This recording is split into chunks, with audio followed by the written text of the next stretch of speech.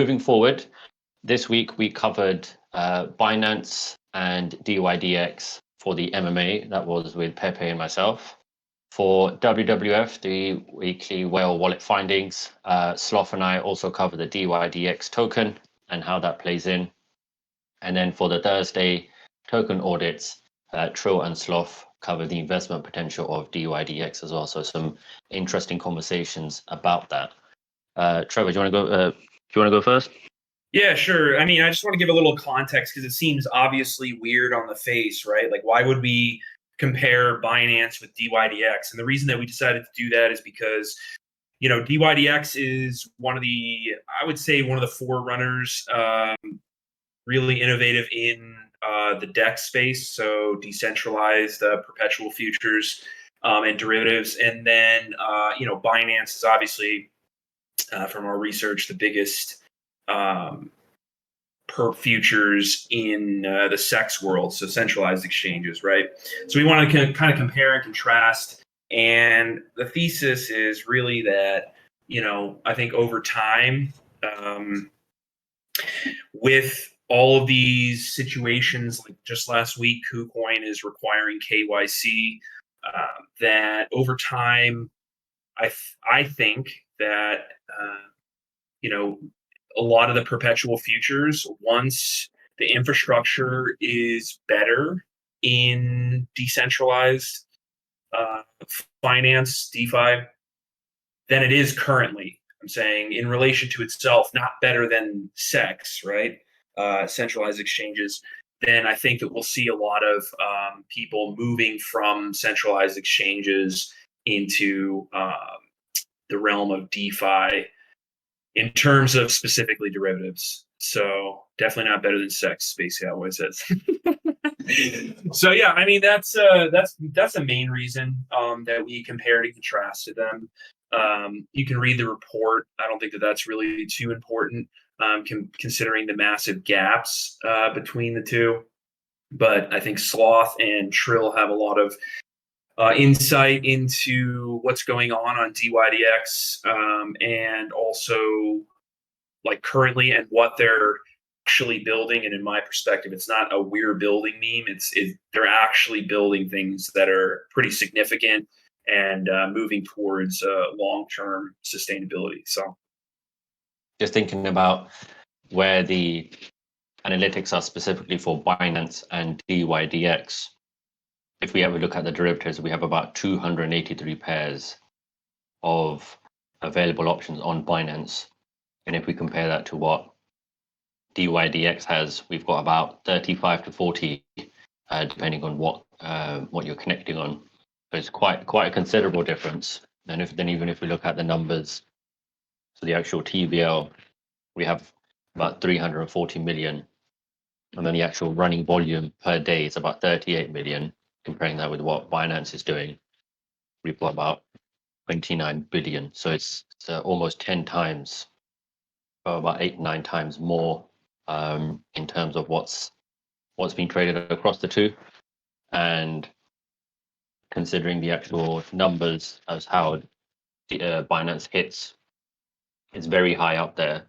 One of the main ones. So you can see it's generally always going to be in the top two across that. And even if we go back into dYdX and what it does, we have a lot more information on terms of how the treasury has worked. And even with the unlocks, there's a big comparison to what, with the centralized nature of Binance and this sort of more decentralized and active community aspect with what dYdX allows for it as well.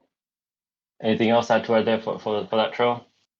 I guess there's a couple of things to touch on because, like, currently we have the V3, but they're moving towards actually, like, they just and the testnet for V4 will be July 5th, and is actually going to be some major changes for the V4. But a little overview of the current, most functional version that we have right now. The V3 is like two parts. We have the layer 1 that operates on Ethereum, which has the lending, borrowing aspect of the protocol, and then the perpetuals derivative side is on the layer 2 developed by StarkWare. StarkWare, and I was there on my screen. Well, it'll be a lot of flipping because like there's a lot of development going on, like as we speak with the protocol. But yeah, this is the current V3, almost deprecated at this point. Uh, this would be the documentation on StarkWare. Uh, they're moving from StarkWare to Cosmos SDK and BFT in V4. I'll go a little bit over that once I get to that, but yeah, uh, there's a there's definitely some intriguing things as part for V4 because it's actually going to be a layer 1 blockchain with instead of the functionality of the V3 iteration. So with V4, they plan to have a web app, iOS app, Android app, and I guess I'll go over. Well, this is like work in progress because it's not fully developed yet. But how V4 is going to work is we'll have the validators, and then the nodes will be basically the gossipers that can push transactions or gossip the transactions that the validators will be validating. And the indexers are like a read-only type part of that protocol that can read the information that's being validated and the front end where the transactions take place. Like I said, this is kind of like a working process, but at the same time, being implemented because public testnet set to launch July 5th. So definitely like some interesting or definitely some intriguing things that the protocol is, actually building, like in this point in time, like building to the point where you'd have to, keep up with them weekly to see how even this V4 is gonna actually turn out. Interesting thing about dYdX is, well, V3 was a hybrid exchange, so it was part centralized and not fully decentralized. V4 is moving to fully decentralized technology with this layer 1 blockchain, and with V4 they're moving any type of control that the dYdX trading company did have in V3 to the ecosystem of V4. So yeah, like I said, it's a bit interesting that they're literally building at this point in time. As far as like more in depth about how V4 functions, you're gonna want to look in Cosmos SDK as well as Comet BFT. But it's definitely interesting at this point in time, like what the team is doing. They've had a lot of investment initially. The founder was a engineer for Coinbase and Uber. Interesting, like a lot of devs have worked at Coinbase at one point. But yeah, and from there they've gotten a lot of capital from other investment funds, and they use an order book technology, which is also not normal for what would be a fully decentralized exchange. So it's just like going to be interesting to see how that plays out in the long run. Cool. Thanks for that, Trill. Just having a look at any questions for that. Anything else out there to add, Pepe?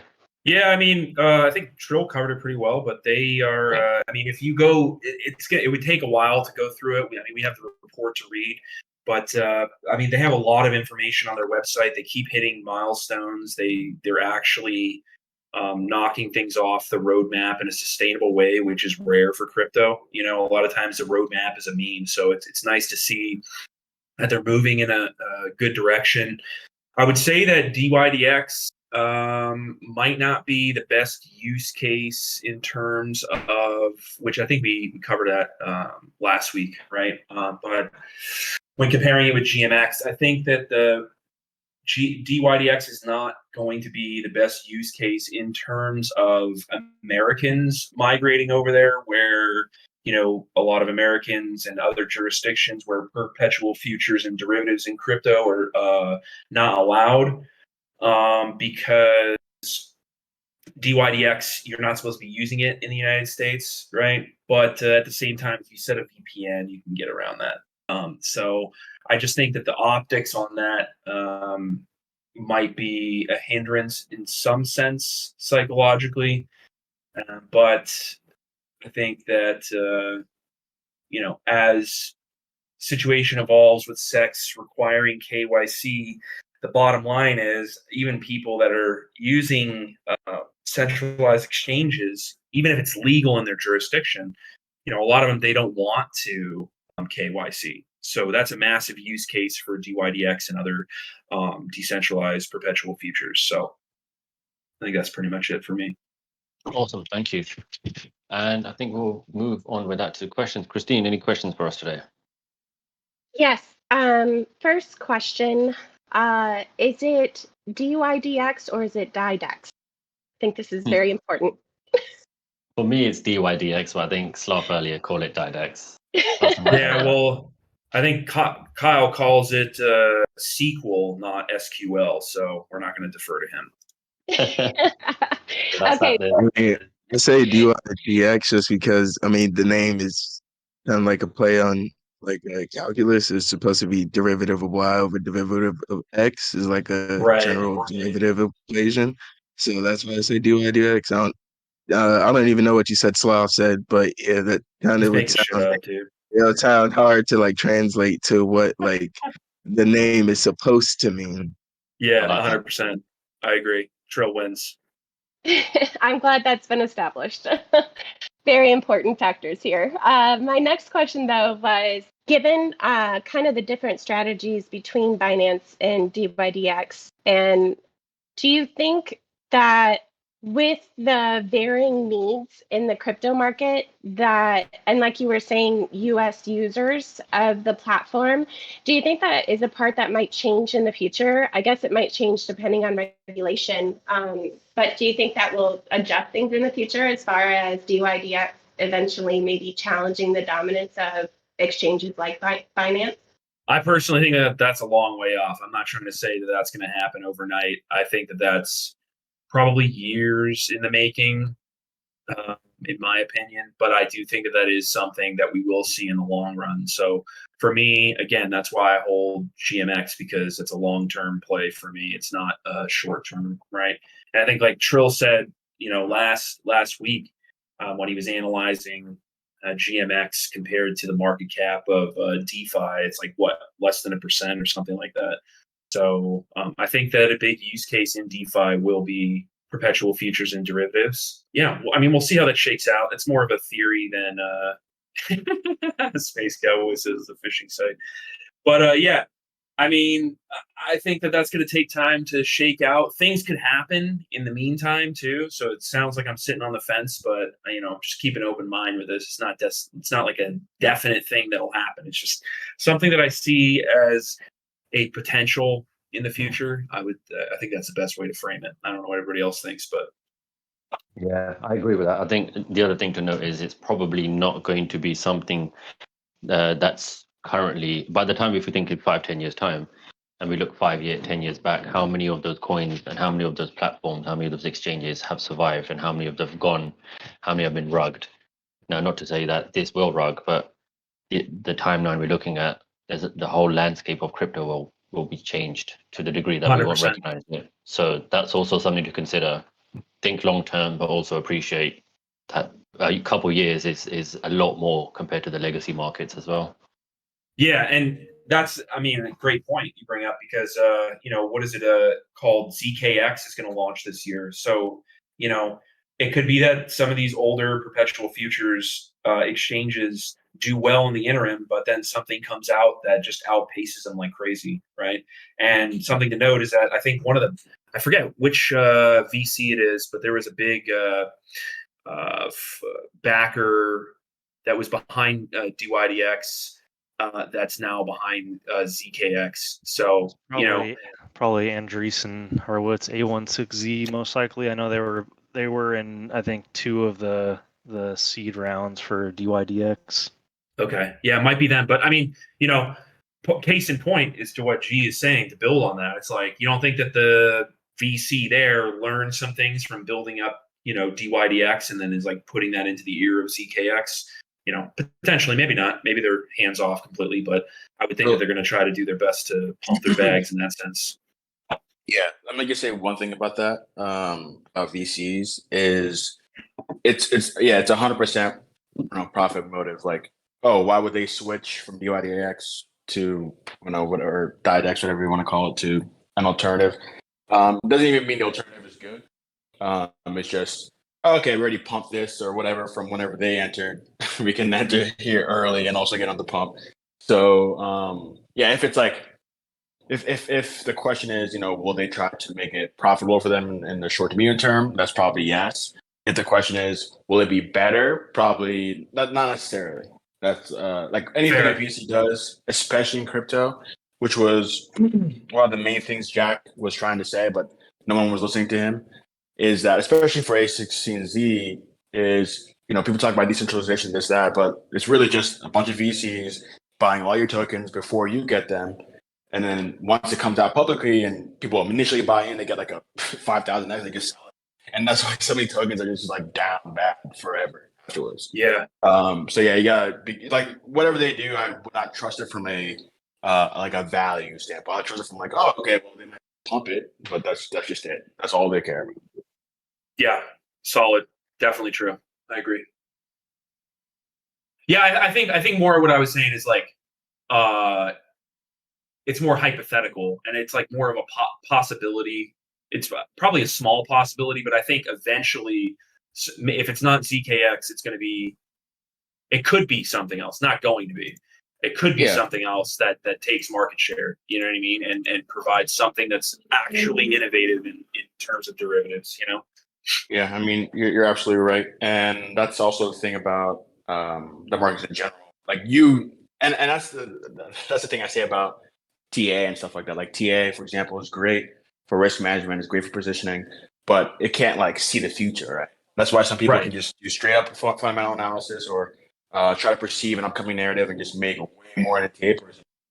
That's really what drives it. So if somebody just creates a narrative around whatever coin or whatever exchange or whatever technology that they want to make look shiny and new, even if it's not, then it can be the next thing. But Christine, to your question about, will some other DAX or whatever replace dominance? I mean, the thing about Binance is that it's like so much liquidity goes through Binance. It's not just the fact that it's not really just about what it offers or what it doesn't offer. It's just that like it's like the foundation of crypto liquidity for us right now. Just everything's going through Binance, and that's the danger of Binance. Like I mentioned before, I don't care if Binance US goes under. Like I don't care. I mean, if you're messing with users or whatever, that's too bad. Just go away. I'm not gonna defend it, right? But Binance itself, if something ever happened in Binance, like something significant, then that's a major crypto L, just because there's just so much capital flowing in. Liquidity would just be dried up. And it's not like something where you can just recover, if everything's running through here and giving liquidity and stuff and letting stuff run, it's kind of like all of a sudden the engine is done, right? So that'll take a long time to recover. So I wouldn't say that, like, if something else came up in tandem with Binance, it would be hard to picture something getting to that scale because Binance has been around for a while and it's taken so much stuff. I can see it growing. But to compete with Binance right now, without Binance taking a big hit, which would then also hurt crypto itself, that's a good situation to be in, right? But FTX is trying that, so who knows? But there's probably something that happened there. But yeah, we'll see, how it goes back. Because that's the thing too. When you think about places like Binance, because they've been around so long, they probably have done a lot of sketchy stuff to get in a position they're in, right? And you see stuff like FTX, they were also doing sketchy stuff to stay where they were at. So as more eyes are on these exchanges, it's going to be even more challenging to try to like sketch your way to the top, or you actually have to earn it. So it's going to be even harder to try to beat Binance unless Binance takes a big hit, which also would be bad for not just that other exchange, but just for crypto in general. So it's a really weird situation. 100%. Yeah, definitely agree. That kind of rolls into another question I had that I was going to ask for the FA Friday, but I think it's more appropriate now. I know it's hypothetical, but let's say Binance does get that big hit. They don't survive the legal battles. They get taken down in some way. Who in the space right now, I mean, is dYdX one that could be a potential contender that would come up? Or is there maybe another powerhouse kind of waiting in the wings? Nah, no way. dYdX could not support that at all by any means. There is no. Oh, go ahead. Oh no, I was just gonna say I think a lot of the capital would just kind of dry up and leave the space altogether. But as far as like DEXs, I think it would most likely just flow to Uniswap and a lot of the more well-known ones. I mean, because obviously Uniswap is still the biggest and most known as far as the DEXs are concerned. Yeah, and even with that, a lot of people hate Uniswap as is. Like they've been like begging for different alternatives. But yeah, Christine, to your question, there's no one right now who can like Binance is on a different level than everybody else. It's just everything is going through there. They have so many like connections to institutions and all this stuff are all over the world. So much capital is Binance. Like there's no one that can handle it. Even just not just the demand, but just even the capital itself. Like there's no one right now who can do that. And I think that if they really went after Binance, I don't know that they would try to just like destroy it. Right? I mean, maybe they'll try to, like take it in and be part of it. But yeah, if they did take it out, yeah, I mean, crypto would be done for a while. But if things did revert to, more decentralized type of, offshoot buying random coins for a while and crypto didn't die, then it would be more advantageous because then when something does come up, if it did, you would have so many coins that all these people couldn't get access to, kind of like OG. Like I'm thinking back like 10 years ago, when we were just using hard drives and shit and using Tor browsers and all that stuff, just getting, random coins and stuff. And then moving forward, it's kind of like how people the last bull run buy stuff on DEXs, wait for Coinbase to list it to get a pump kind of thing, but it'll be like on a bigger scale. But yeah, no, there's nothing that is Binance level and nothing in the short term that could be Binance level. So it would take a really long time. Everybody has to get a job and just for a while, pretty much. That makes sense. No, it was definitely a question I had to bring up, and I'm looking forward to Pepe and Obrizi kind of talking about the FA Friday and what's going on with that, because crypto is also already kind of considered an underdog. To take our biggest guy out would be major. So thank you. Yeah. Cool, thanks for that. So we'll swiftly move forward. So that was the MMA, the WWF, and the Token Audit Thursday. So thank you everyone for the work on that.